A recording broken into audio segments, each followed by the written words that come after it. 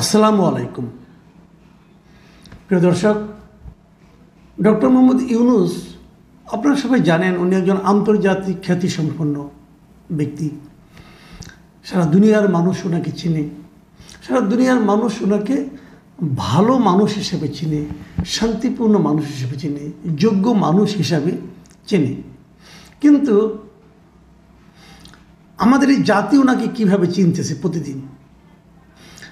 আমি আজকেও ওনার একটা ইন্টারভিউ দেখলাম লন্ডনের দ্য গার্ডিয়ান মিডিয়াতে।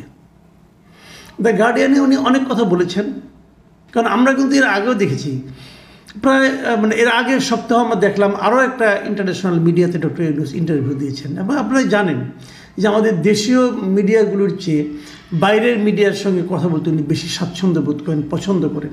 এর একটা কারণও আছে, কিন্তু কারণটা হলো এই, উনি জাতীয়ভাবে ওনার কি ইমেজ, সেই ইমেজ সম্পর্কে আমার আপনার মোটামুটি একটা ধারণা আছে। আমরা তো দেখছি, আমরা প্রতিদিন পথ চলতে যেয়ে, বাজার করতে যেয়ে, রাস্তায় নিরাপত্তা ঝুঁকিতে পড়তে পড়তে প্রতিদিন আমরা কিন্তু ডক্টর ইউনূসের সক্ষমতা, যোগ্যতাকে কিন্তু বিচার করার সুযোগ পাচ্ছি। কিন্তু আন্তর্জাতিক মিডিয়ার খবর কী?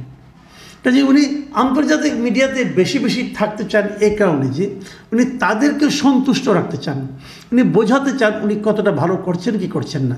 আর আন্তর্জাতিক মিডিয়ার দেখার ক্ষমতাটা কী, তাদের কিন্তু লোক আছে এই দেশে, তারা নানাভাবে এই দেশের খোঁজখবর নেয়।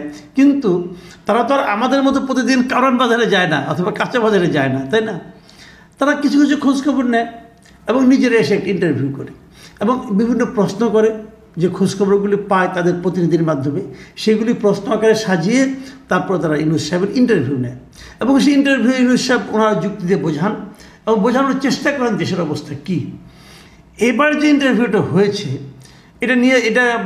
এটার উপর ভিত্তি করে একটা রিপোর্ট গার্ডিয়ানে প্রকাশিত হয়েছে আজ, এবং সেটা লিখেছেন হান্না এলিস পিটারসন। উনি কী লিখেছেন এবং সেটা নিয়ে আজকে আমি মূলত আলোচনা করতে চাই।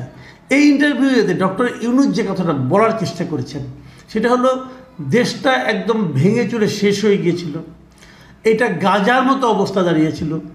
গাজায় যেমন ইসরায়েলি সৈন্যরা সমস্ত ভবন টবন সব ভেঙে গুড়িয়ে দিয়েছিল, এখানে হয়তো ভবনগুলি গুড়িয়ে দেওয়া হয়নি, কিন্তু হাসিনার শাসন আমলে, হাসিনার যে কুশাসন, সেটার কারণে আমাদের এখানে প্রত্যেকটা প্রতিষ্ঠান ভেঙে গিয়েছে।